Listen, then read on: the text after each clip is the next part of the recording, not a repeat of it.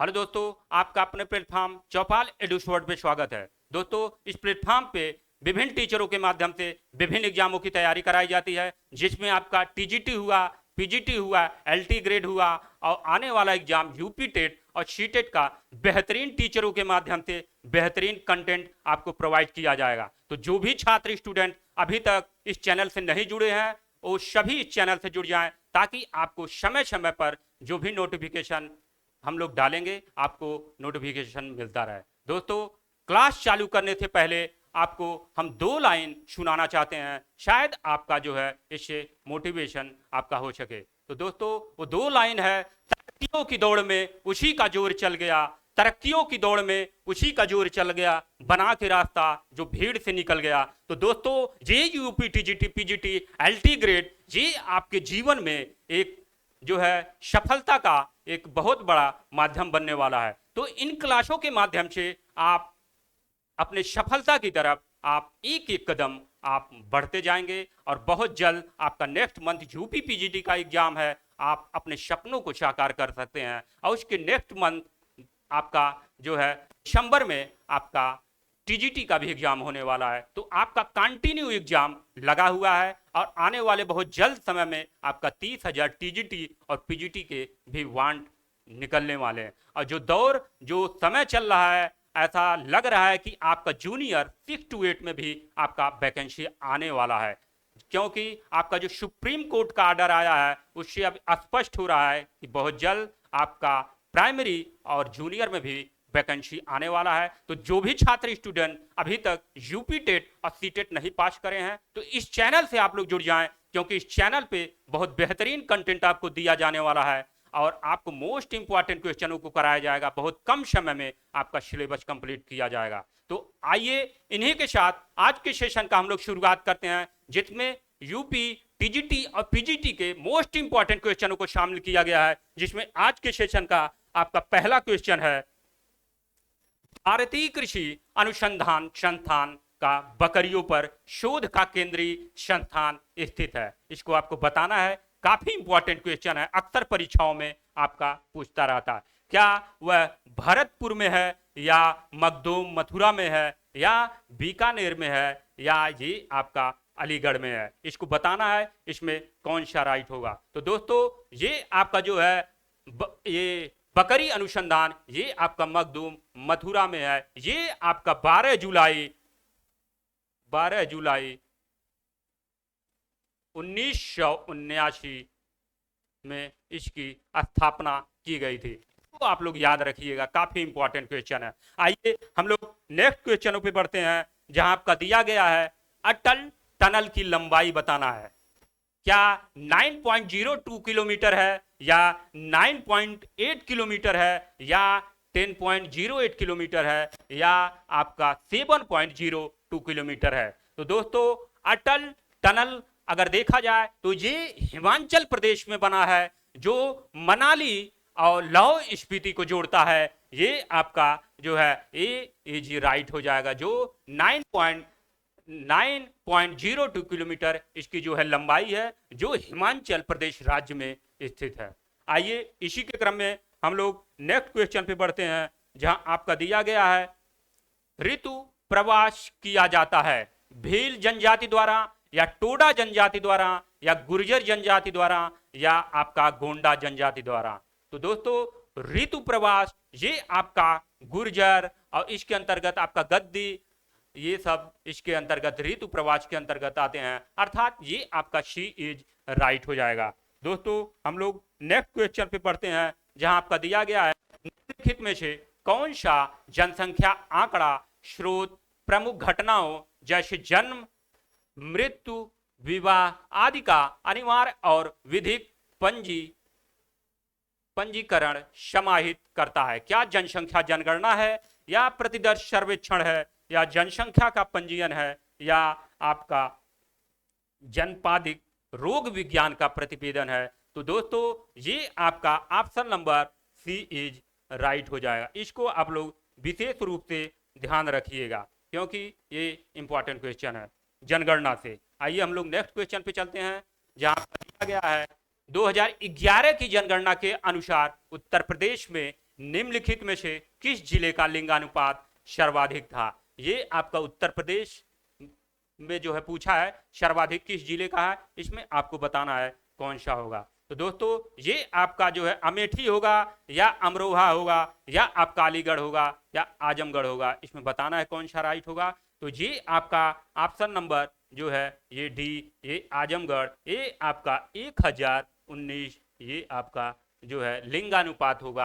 तो इसको आप लोग ध्यान रखिएगा, आजमगढ़ का 1019 ये आपका लिंगानुपात है। आइए इसी के क्रम में हम लोग नेक्स्ट क्वेश्चन पे बढ़ते हैं, जहां आपका दिया गया है आकांक्षी जिला कार्यक्रम के 5 व्यापक, ये आपका 5 व्यापक सामाजिक आर्थिक विषयों थीम निम्नलिखित में से कौन सा एक सही नहीं है? ये आपका सही नहीं है, बताना है। क्या स्वास्थ्य एवं पोषण होगा या वित्तीय समावेशन एवं कौशल विकास होगा या आधारभूत अवसंरचना होगा या आपका ये आयात प्रतिस्थापन और निर्यात प्रोत्साहन होगा? इसमें आपको बताना है कि कौन सा ये आपका राइट होगा। तो इसमें नहीं पूछा है, तो ये आपका आयात प्रतिस्थापन एवं निर्यात प्रोत्साहन ये आपका राइट हो जाएगा। और ये आपका जो है आकांक्षी जिला कार्यक्रम, इसकी शुरुआत आपका 2018 में किया गया था, इसको आप लोग याद रखिएगा। आइए इसी के क्रम में हम लोग नेक्स्ट क्वेश्चन पे बढ़ते हैं, जहां आपका दिया गया है निम्न में से कौन सा राज्य रेशम अग्रणी है? क्या वो कर्नाटक है, क्या वो महाराष्ट्र है, क्या वो मणिपुर है, क्या वो असम राज्य है? तो दोस्तों ये आपका जो है रेशम उत्पादन में आपका जो दक्षिण भारत में जो कर्नाटक राज्य है वो आपका जो है ये रेशम उत्पादन पे नंबर 1 पे है। तो ये आपका option number A is right हो जाएगा। आइए हम लोग नेक्स्ट क्वेश्चन पे बढ़ते हैं, जहां आपका दिया गया है निम्नलिखित में से चावल की 3 फसलें आपका दिया है अमन और आश और बोरा उगाने वाला राज्य समूह क्या है? क्या वो पंजाब और हरियाणा है या पश्चिम बंगाल या पंजाब है या पश्चिम बंगाल या आसाम है या केरल व तमिलनाडु है? इसमें बताना है आपको जो है अमन आश बोरा अक्सर एग्जामों में ये पूछा जाता है, तो आप लोग इसे ध्यान रखिएगा। ये आपका जो है पश्चिम बंगाल और आसाम राज्य ये आपका राइट हो जाएगा। तो option number C is right हो जाएगा। आइए इसी के क्रम में हम लोग नेक्स्ट क्वेश्चन पर बढ़ते हैं, जहां आपका दिया गया है भूगोलवेत्ता अक्सर एक विशेष क्षेत्र पर ध्यान केंद्रित करते हैं और उस क्षेत्र में रहने वाले लोगों का विस्तृत विवरण देते हैं। ये आपका क्या होगा? राज्य होगा या अंतर्राष्ट्रीय होगा या क्षेत्रीय होगा या आपका शहर स्तरीय होगा? तो दोस्तों ये आपका जो है ऑप्शन नंबर सी क्षेत्रीय ये आपका राइट हो जाएगा। इसे आप लोग ध्यान रखिएगा, काफी इंपॉर्टेंट है। आइए हम लोग नेक्स्ट क्वेश्चन पे बढ़ते हैं, जहां आपका दिया गया है एक तरफ आपका दिया है जोड़ा, यहाँ पे कौन सा सुमिलित नहीं है, एक तरफ आपका जलयान दिया है और एक तरफ आपका अवस्थिति दिया गया है। आपका हिंदुस्तान शिपयार्ड लिमिटेड विशाखापट्टनम में क्या पाया जाता है, और उसके बाद गार्डन रिच वर्कशॉप कोलकाता में पाया जाता है, और मझगांव डाक लिमिटेड मरमागांव और गोवा शिपयार्ड लिमिटेड आपका वास्को डिगामा। तो दोस्तों मचगांव जो है डाक लिमिटेड ये मरमागांव न होके ये आपका मुंबई होगा, ये आपका मुंबई ये आपका राइट होगा। तो ये आपका इसमें नहीं पूछा था, तो ये आपका option number C is right होगा। बाकी आपका 3 राइट है, इसको आप लोग ध्यान रखिएगा, काफी इंपॉर्टेंट है, यहां से जो है क्वेश्चन आते रहते हैं। आइए हम लोग नेक्स्ट क्वेश्चन पे चलते हैं, जहां आपका दिया गया है थोड़ा ऊपर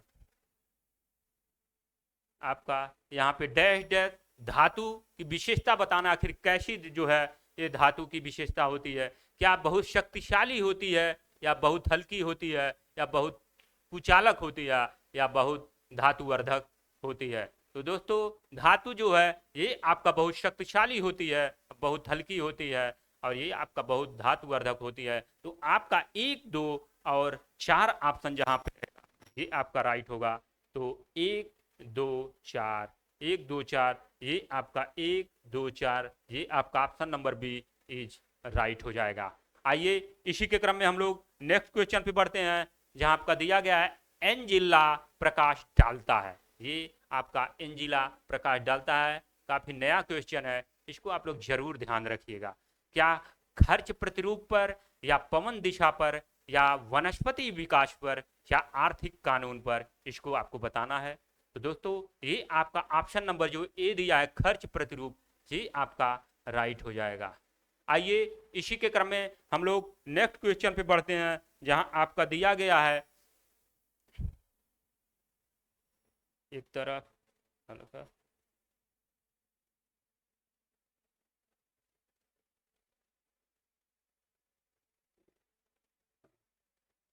एक तरफ आपका सूची फर्स्ट और एक तरफ सूची सेकंड, इसको मिलान करना है। एक तरफ आपका खनिज तेल दिया है और एक तरफ आपका दिया है अन्वेषण वर्ष, अर्थात इसकी स्थापना कौन सी कब हुई थी। एक तरफ आपका मंगला, नहरकटिया या बदरपुर, डिगबोई, ये आपके प्रमुख खनिज तेल उत्पादक है, जो अक्सर परीक्षाओं में इनका सन देकर पूछ लिया जाता है। तो इसको आइए हम लोग मिलाते हैं, इसमें आखिर कौन सा सही है। जी आपका सेट हो गया। तो इसमें आपका अगर मंगला का देखा जाए तो मंगला आपका 2004 में ये आपका जो अन्वेषण वर्ष इसका जो है था 2004, इसको आप लोग याद रखिएगा। और ये आपका नहरकटिया, ये आपका 1953, ये ऑलरेडी पहले ही मिला है। और आपका यहाँ पे डिगबोई देखा जाए, ये आपका डिगबोई और बदरपुर दिया है, तो ये आपका बदरपुर ये हो जाएगा 1954, और ये आपका डिगबोई ये आपका 1889 अर्थात 1889। ये आपका काफी इंपॉर्टेंट है, इसे आप लोग जरूर याद रखिएगा। आइए इसको हम लोग ऑप्शन में मिलाते हैं। ए का आपका तीसरा, ए का आपका तीसरा, ऑप्शन नंबर सी और ऑप्शन नंबर डी दोनों में दिया है। और उसके बाद नहरकटिया को देखा जाए तो बी का आपका दूसरा, बी का दूसरा ऑप्शन नंबर सी, ये आपका राइट हो जाएगा। ऐसे क्वेश्चन अक्सर एक दो ऑप्शन अगर आप लोग मिला ले रहे हैं तो ऐसे क्वेश्चन सॉल्व हो जाते हैं। आइए हम लोग नेक्स्ट क्वेश्चन पे चलते हैं, जहां आपको दिया गया है भारत में शीशे का अग्रणी उत्पादक है। क्या आंध्र प्रदेश है, क्या राजस्थान है, या उड़ीसा है, या झारखंड है। तो दोस्तों शीशा उत्पादन में आपका सर्वाधिक अगर देखा जाए तो भारत का राजस्थान राज्य आपका पहले पे है। तो जी आप लोग याद रखिएगा, Rajasthan, option number B is right answer. आइए हम लोग नेक्स्ट क्वेश्चन पे बढ़ते हैं, जहां आपका दिया गया है मेघालय में बहुत संकीर्ण सुरंगों की खुदाई आमतौर पर केवल 3-4 फीट गहरी, इसमें जिसमें श्रमिक कोयला निकालने के लिए प्रवेश करते हैं, उसको किस नाम से जो है जाना जाता है, खनन के रूप में जाना जाता है।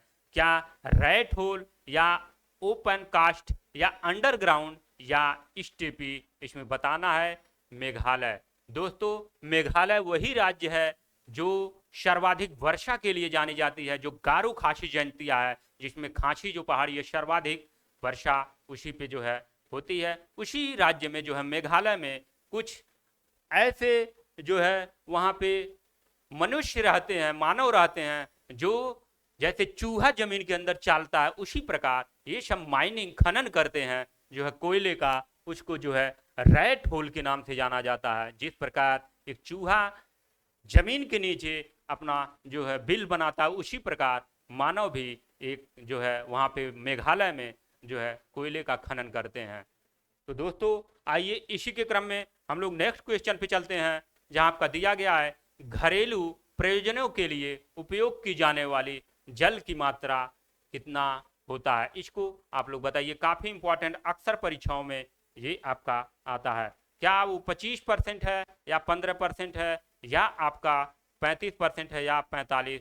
तो ये आपका जो है घरेलू प्रयोजनों के लिए उपयोग की जाने वाली जल की मात्रा ये आपका 15% अर्थात बी इज राइट हो जाएगा। इसे आप लोग ध्यान रखिएगा। ये सब फैक्ट क्वेश्चन है, अक्सर परीक्षाओं में ये सब आते रहते हैं।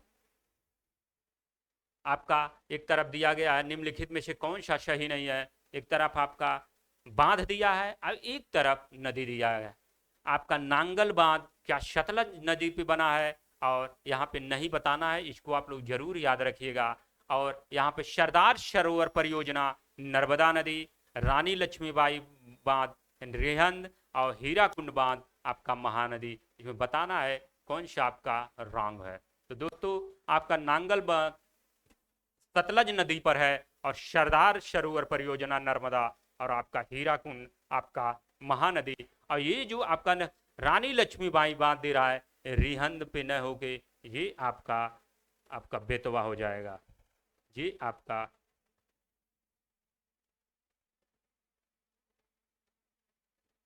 बेतवा, ये आपका राइट हो जाएगा। तो आप लोग याद रखिएगा बेतवा नदी।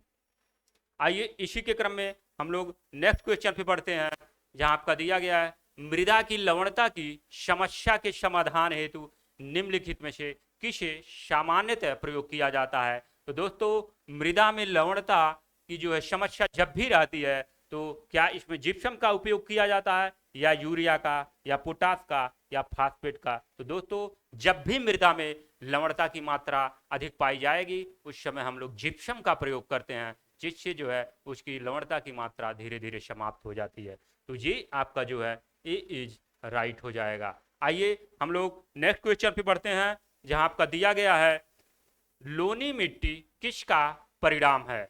मिट्टी का निश्चालन तथा अवक्षेपण, या उच्च दर का वाष्पीकरण और मिट्टी का बहुत थोड़ा निश्चालन और उच्च अवक्षेपण और उपरोक्त सभी दे रहा है। तो दोस्तों लोनी मिट्टी किसका परिणाम है, ये आपका उच्च दर का वाष्पीकरण और मिट्टी का बहुत थोड़ा निश्चालन, ये आपका राइट हो जाएगा।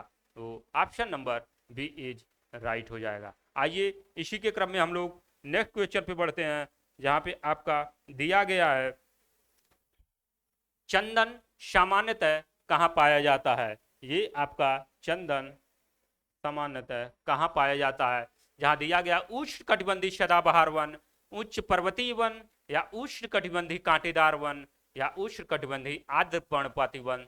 तो दोस्तों चंदन हमेशा आपका उष्ण कटिबंधीय आर्द्र पर्णपाती वन में जो है ये आपका पाया जाता है। तो ये आपका ऑप्शन नंबर ये जो है डी आपका राइट हो जाएगा। आइए इसी के क्रम में हम लोग नेक्स्ट क्वेश्चन पे बढ़ते हैं, जहां आपका दिया गया है निम्नलिखित में से किस कारण से वन के लिए एक बड़े क्षेत्र को सुरक्षित करना आवश्यक है। ऑक्सीजन के अवशोषण, या वन्य जीवन के विलोपन, या आवास के लिए अधिक स्थान, या पारिस्थितिकी संतुलन। तो दोस्तों वन के लिए एक बड़े क्षेत्र को सुरक्षित करना आवश्यक है, ये आपका ऑप्शन नंबर डी, ये आपका पारिस्थितिकी संतुलन, ये आपका राइट हो जाएगा। काफी इंपॉर्टेंट है, इसे आप लोग याद रखिएगा। आइए नेक्स्ट क्वेश्चन पे चलते हैं, जहां भारत में मालाबार तटों पर बहने वाली शक्तिशाली दक्षिणी या दक्षिणी पूर्वी हवाओं को किस नाम से जाना जाता है। क्या वो काली आंधी, या लू, या एलिफेंटा, या बोरा। तो दोस्तों ये भारत में मालाबार तटों पर ये आपका एलिफेंटा के नाम से जाना जाता है। काफी इंपॉर्टेंट है, इसे आप लोग याद रखिएगा। तो ऑप्शन नंबर ये आपका ए बी, यहाँ पे इन्होंने डी बना दिया है, ये आपका डी राइट हो जाएगा एलिफेंटा। आइए हम लोग नेक्स्ट क्वेश्चन पे बढ़ते हैं, जहां दिया गया है ऋणात्मक दक्षिणी दोलन सूचकांक निम्नलिखित में से किसे संदर्भित करता है। क्या एल नीनो के लिए अनुकूल दशा, या ला नीनो के लिए अनुकूल दशा, या एल नीनो या ला नीनो के लिए अनुकूल दशा, या एल नीनो और ला नीना दोनों के लिए प्रतिकूल दशा। तो दोस्तों ऋणात्मक दक्षिणी दोलन सूचकांक ये आपका एल नीनो के लिए अनुकूल दशा जो है प्रदान करता है। तो option number A is right हो जाएगा। दोस्तों एल लीनो और ला नीना का प्रभाव अगर भारतीय मानसून पर देखा जाए, तो आपका जब भी ला नीना आता है तो ये भारत में जो है सर्वाधिक वर्षा और बाढ़ें आ जाती हैं। वहीं पे जब एल लीनो का प्रभाव भारत के मानसून पर पड़ता है, तो ये भारत के मानसून को कमजोर कर देती हैं, और भारत में जो है वर्षा की मात्रा एकदम कम हो जाती है, जिससे जो है यहाँ पे सूखा भी कभी कभी पड़ जाता है। तो इसके बारे में आप लोग ध्यान रखिएगा। कभी कभी एक लाइन में आपसे पूछेगा लालीना से जो है भारत के मानसून पर क्या प्रभाव पड़ता है, तो आप लोग बताएंगे कि जो है भारत का मानसून सक्रिय हो जाता है और यहाँ पे जो है लानीना के दौरान सर्वाधिक वर्षा होता है और एल नीनो के दौरान आपका भारत में जो है वर्षा नहीं होता। ये कुछ पॉइंट है, इसे आप लोग याद रखिएगा। आइए हम लोग नेक्स्ट क्वेश्चन पे चलते हैं, जहां आपका दिया गया है उत्तर पश्चिम भारत में गर्मी के दौरान बहुत अधिक तापमान होने के कारण दक्षिण में किस प्रकार की जलवायु स्थिति उत्पन्न करता है? क्या अरब सागर एवं अवनमन, या मानसून विफलता, या मानसून सफलता, या चक्रवात? एक बार पढ़ते हैं फिर से। उत्तर पश्चिमी भारत में गर्मी के दौरान बहुत अधिक तापमान होने के कारण आपका दक्षिण में किस प्रकार की जलवायु स्थिति उत्पन्न होती है? तो ये आपका जो है मानसून सफलता, ये आपका राइट हो जाएगा, इसे आप लोग याद रखिएगा। आइए हम लोग नेक्स्ट क्वेश्चन पे बढ़ते हैं, जहां आपका दिया गया है निम्नलिखित युग्मों में से कौन सा एक सही सम्मिलित नहीं है? एक तरफ आपका भारतीय तटीय क्षेत्र दिया है, एक तरफ जलवायु प्रकार जो कोपेन ने सन 1918 में दिया था। ये इंग्लिश के कैपिटल अक्षरों के 5 अक्षरों का प्रयोग इन्होंने किया था। और यहाँ पे बताना है मालाबार, ये आपका AMW या कोरोमंडल तट, ये आपका AS, और ये आपका कोंकण तट, ये आपका BSW, और उत्कल तट AW। दोस्तों अगर यहाँ पे देखा जाए मालाबार तट, तो ये आपका केरल तट को दिखा रहा है, और कोरोमंडल तट ये आपका तमिलनाडु को जो है तमिलनाडु वाला भाग AS के द्वारा दिखाया जा रहा है।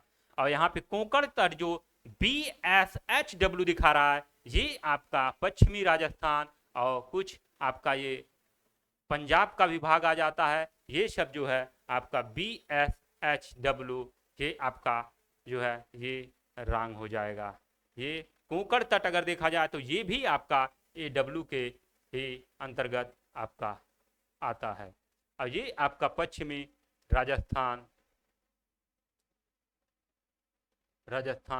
के अंतर्गत ये आपका आता है। तो option number C is right. आइए हम लोग नेक्स्ट क्वेश्चन पे बढ़ते हैं, जहां आपका दिया गया है काली सिंध नदी निम्न में से किस नदी की सहायक नदी है? इसमें बताना है किसकी जो है काली सिंध नदी जो है सहायक है। क्या वो ब्रह्मपुत्रा है, क्या वह गंगा है, या सिंध है, या आपका यमुना है? इसे आपको बताना है। तो दोस्तों काली सिंध नदी ये आपका जो है यमुना नदी, ये आपका राइट हो जाएगा, ये आपका राइट हो जाएगा। काफी इंपॉर्टेंट है, इसे आप लोग याद रखिए। अगर वैसे देखा जाए ऑप्शन में अगर चंबल होता, चंबल,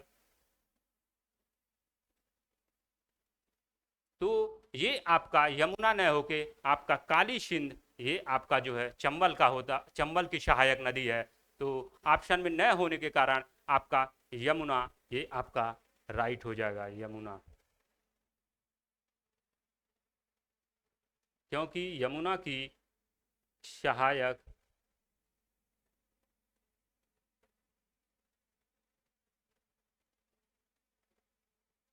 आपका ये चंबल है।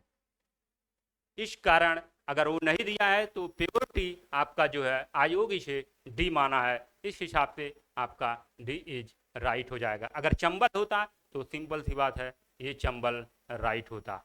आइए हम लोग नेक्स्ट क्वेश्चन पे चलते हैं, जहां आपका दिया गया है पश्चिमी घाट को इस नाम से भी पुकारा जाता है। क्या शिवालिक के नाम से पुकारा जाता है, या विंध्याचल श्रेणी, या अजंता श्रेणी, या सह्याद्री श्रेणी? तो दोस्तों पश्चिमी घाट को हम लोग सह्याद्री श्रेणी के नाम से पुकारते हैं। तो ये आपका ऑप्शन नंबर जो है डी इज राइट हो जाएगा। आइए हम लोग नेक्स्ट क्वेश्चन पे बढ़ते हैं, जहां आपका दिया गया है हिमालय की निम्नलिखित में से कौन सी पर्वत श्रृंखला मुख्य रूप से जो क्षेत्र MBT मेन बाउंड्री थ्रस्ट द्वारा अलग की जाती है? ये क्या लघु हिमालय तथा ट्रांस हिमालय, या महान हिमालय तथा लघु हिमालय, या ट्रांस हिमालय तथा शिवालिक हिमालय, या लघु हिमालय, या शिवालिक? तो दोस्तों MBT ये आपका जो हो जाएगा लघु हिमालय तथा शिवालिक, जिसको पूर्ण रूप से बोलते हैं मेन बाउंड्री थ्रस्ट के नाम से जाना जाता है, जो लघु हिमालय और शिवालिक के जो है को के बीच के जो क्षेत्र को MBT मेन बाउंड्री थ्रस्ट के नाम से जाना जाता है। तो ये आपका option number D is right हो जाएगा। आइए हम लोग नेक्स्ट क्वेश्चन पे बढ़ते हैं, जहां आपका दिया गया है निम्नलिखित राज्यों में से किसके साथ अंतर्राष्ट्रीय सीमा है। इसमें बताना है कि अंतर्राष्ट्रीय सीमा किसके साथ है। क्या आपका पश्चिम बंगाल या झारखंड या आपका छत्तीसगढ़ या आपका उड़ीसा हो जाएगा। तो दोस्तों ये आपका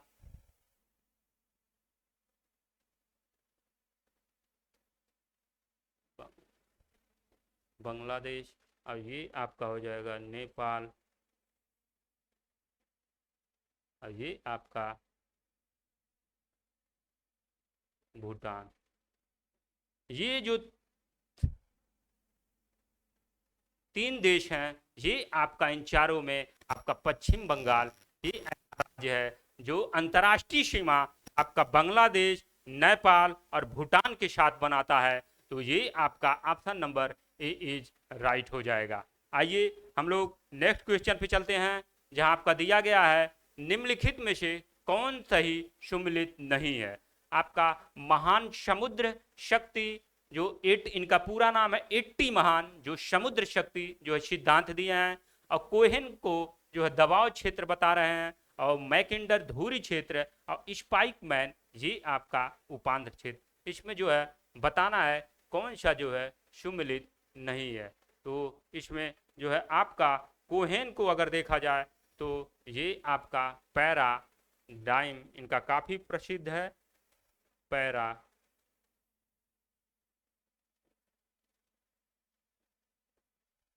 जो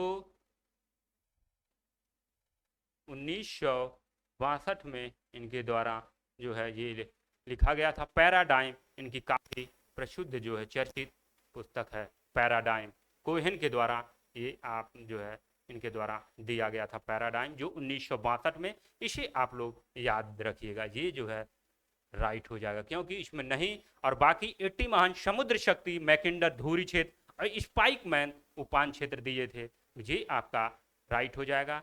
काफ़ी इंपॉर्टेंट क्वेश्चन दोस्तों है, इसे आप लोग जरूर गंभीरता से लीजिएगा क्योंकि आपके एग्जाम में यहाँ से डायरेक्ट क्वेश्चन देखने को मिलने वाले हैं।